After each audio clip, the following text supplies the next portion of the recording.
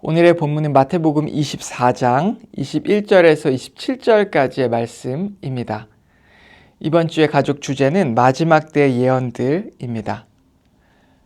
저는 어렸을 때 제가 신앙을 가지고 있다고 해서 교회에 나간다고 해서 가족들에게, 저희 부모님께 혹은 저희 가족 구성원들에게 환난을 받거나 박해를 당해 본 적은 없습니다.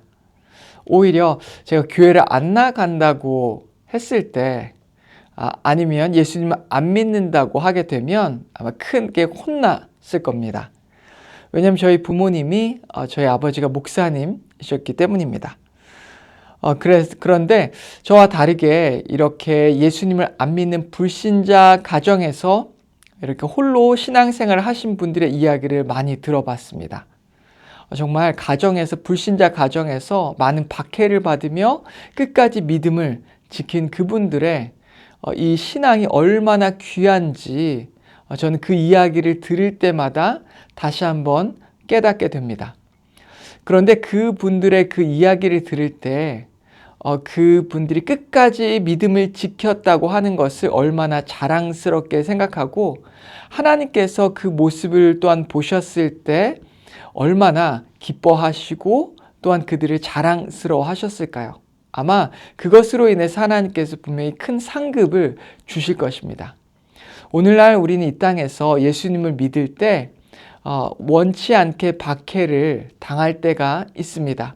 그런데 당시 그 힘든 상황 가운데에서 박해를 받고 또 어려운 일을 당하지만 우리가 끝까지 믿음을 지키게 되면 그 사실로 인해서 저 천국에서 우리는 굉장히 자랑스럽게 여김을 받을 것이고 하나님께 큰 상급을 받을 것이라는 것을 기억했으면 좋겠습니다.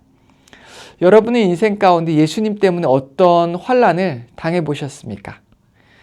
아마 이 국가적인 차원에서의 환난은 당해보신 적이 없을 것입니다. 왜냐하면 우리 모두 종교의 자유를 가진 나라에서 살아가고 있기 때문이죠. 아마 우리가 박해를 받거나 어려움을 당하게 되더라도 개인적인 차원에서 회사나 아니면 군대나 혹은 가정에서 그런 어려움들을 당했겠죠. 그런데 오늘 본문을 보면 이 개인적인 차원에서의 박해가 아니라 이 국가적인 차원에서, 즉 우리가 있는 가정과 또 이 사회, 학교, 국가 이 모든 곳에서 받는 이 대환란이 다가올 것을 예수님께서는 제자들에게 말씀하고 계신 것이 바로 오늘의 본문 말씀입니다. 이 대환란이 일어날 것을 제자들에게 말씀하고 있는데요. 이 대환란이 어떤 모습인지 이렇게 말씀해 주고 있는데 21절을 먼저 보시면요. 이는 그때 큰 환란이 있겠음이라. 창세로부터 지금까지 이런 환란이 없었고 후에도 없으리라. 이 환란은 예수님께서 말씀하고 있는 것은 이 대환란을 말씀하고 있는 것입니다. 그냥 가정, 학교, 한 지역적인 부분에서 받는 환란이 아니라 대대적인 환란, 지구적인 환란을 말씀하고 있는 것이죠. 그리고 이 대환란이 찾아왔을 때에 그때 하나님께서 신자들을 위해서 은혜를 베푸신다라고 말씀을 하시는데 여러분 궁금하지 않으십니까? 하나님께서 어떤 은혜를 베푸실지 22절 말씀을 보시면요. 그날들을 감하지 아니하면 모든 육체가 구원을 얻지 못할 것이나 그러나 택하신 자들을 위하여 그 날들을 감하시리라. 즉 환난의 날을 줄여주시겠다라고 말씀하시는 것이죠. 환난이 너무 길어지면 그것을 끝까지 견딜 사람이 없어지기 때문에 주님께서는 정말 그 환난을 견딜 수 있을 만큼만 주실 것이라고 약속하신 말씀입니다. 이것은 주님의 자비를 우리에게 보여주시는 것이죠. 우리가 얼마나 견딜 수 있을지를 아시는 주님께서 우리가 견딜 수 있을 만큼의 환난만 허락해 주시겠다라고 말씀하고 있는 것입니다. 그런데 이것은 그저 대환난에 대한 말씀뿐만 아니라 우리가 이 말씀을 우리의 삶 가운데 당하는 환난에서도 동일한 공식으로 적용해 볼 수가 있습니다. 오늘날 우리가 참 많은 어려움과 믿음을 지키는 데 있어서 환난을 받으며 살아갑니다. 그런데 이 환난 가운데에서 주님께서 이 환난의 끝을 정해두셨고, 그리고 또한 우리의 믿음을 위해서 이 환난을 줄여주시는 그 일을 하시는 분이 바로 우리 하나님이시라고 하는 것입니다. 그렇기 때문에 우리는 환난과 어려움이 닥쳤을 때 분명히 끝이 있다라고 하는 것을 믿어야 하고, 또한 우리를 위해서 환난을 주님께서 줄여주실 것이라고 하는 그 사실을 믿음으로 오늘 어려움과 환난을 맞서 또한 통과해내야 하는 것입니다. 오늘 말씀을 또한 계속해서 보면 이 환난과 어려움이 닥칠 때에 무엇보다 우리 신자들을 뒤흔드는 것이 있습니다. 그것 중에 하나가 바로 이단과 거짓 예수입니다. 이 이단들은 환난 때에 더 극성스럽게 일어나는데요. 이 환난과 어려움이 시작되면 수많은 믿는 자들의 믿음을 붙잡고 흔드는 것이 바로 사탄이 마지막 때에 하는 일이기 때문입니다. 오늘날 우리나라만 해도 자신이 예수라고 그렇게 말하는 사이비 종교 이단들이 너무나 많이 있습니다. 그들은 심지어 거짓 기적까지도 만들어 냅니다.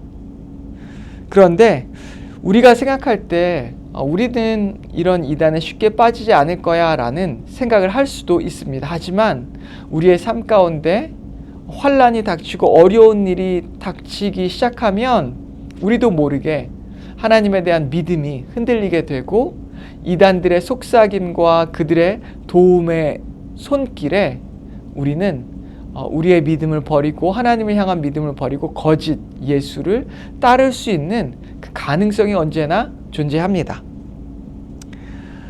우리가 알다시피 한국의 대표적인 이단 중에 하나인 이 신천지는 신천지의 수장인 이만희는 자신을 특별히 재림 예수라고 말하고 있지는 않지만 자신은 이긴 자라고 호칭을 합니다.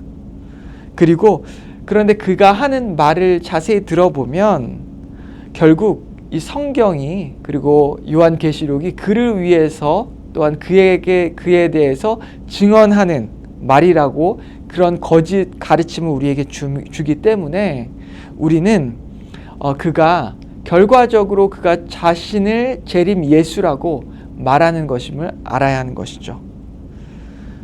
이 신천지 이단들은 서로 미리 짜서 마치 우연을 가장해서 한 사람을 사기치듯이 말씀을 전할 수 있게 그 상황을 연출하고 만듭니다. 또한 그의 상황을 미리 전해두고 그가 필요한 말씀을 미리 준비해서 줌으로 마치 이 신천지가 더 능력 있는 것처럼 느껴지게 하고 매력적으로 보이게 만들어서 결국 조금씩 신자들의 마음을 뺏고 흔들게 되는 것이죠. 그런데 주님께서는 이 신천지와 비슷한 지금까지 수많은 이 이단들에게 우리 성도들이 마음을 뺏기지 않을 수 있도록 분명하게 마지막 때를 향한 메시지를 주셨습니다. 마지막으로 26절과 27절 말씀을 제가 읽겠습니다. 그러면 사람들이 너희에게 말하되 보라 그리스도가 광야에 있다 하여도 나가지 말고 보라 골방에 있다 하여도 믿지 말라. 번개가 동편에서 나며 서편까지 번쩍임 같이 인자의 임함도 그러하리라. 아멘. 이 이단들의 교주가 이 하나처럼 말하는 것은 자신이 재림 예수라고 말하는 것입니다. 그런데 역사적으로도 이런 거짓 교주들이 너무나 많이 있었습니다. 예수님께서는 그들의 이 잘못된 교리와 전략들을 아시고 미리 제자들에게 말씀하셨는데요. 이 번개가 동편에서 나며 서편까지 번쩍임 같이, 즉 번개가 한번 번쩍이면 모든 사람들이 이 번쩍이는 하늘에서 내리치는 이 번개와 그 소리에 깜짝 놀라며 번개가 치는 것을 알 수 있듯이 예수님의 재림도 예수님께서 재림하면 아무도 모르게 재림하는 것이 아니라 모든 사람들이 볼 수 있도록 그렇게 재림하신다고 말씀하는 것입니다. 그렇기 때문에 이런 예수님께서 하늘에서 내려오시는 것과 같은 이 재림의 놀라운 기적, 놀라운 이적이 없이 온 거짓 이 재림 예수들의 말을 우리는 믿지 말아야 한다는 것입니다. 그렇기 때문에 오늘 주님께서 우리에게 이 마지막 때에 주신 우리의 믿음을 끝까지 붙잡으라고 주신 이 말씀을 기억하며 박해가 올 때에 끝까지 믿음을 지키고 무엇보다 이 이단들이 거짓된 말씀을 우리에게 가지고 오고 우리를 흔들 때 거기에 빠지지 말아야 할 것입니다. 그러므로 오늘 이 말씀을 굳건히 지키며 주님을 향해 우리의 눈과 마음을 두는 저와 여러분 되기를 주님의 이름으로 축원합니다. 함께 기도하겠습니다. 하나님 아버지 감사합니다. 오늘 말씀을 통해서 주님께서 이 마지막 때에 어떻게 오실 것인지를 분명하게 알려주심에 감사합니다. 이 마지막 박해가 또한 어떻게 일어날지 알려주심에 감사합니다. 이 박해와 대환란이 일어날 때 주여 그것 때문에 흔들리지 않게 하시고 끝까지 우리의 믿음을 지키되 거짓 이단에 빠지지 않도록 하나님 주님의 말씀만 붙잡고 그 말씀으로 나아갈 수 있게 인도하여 주시옵소서. 예수님의 이름으로 기도했습니다. 아멘.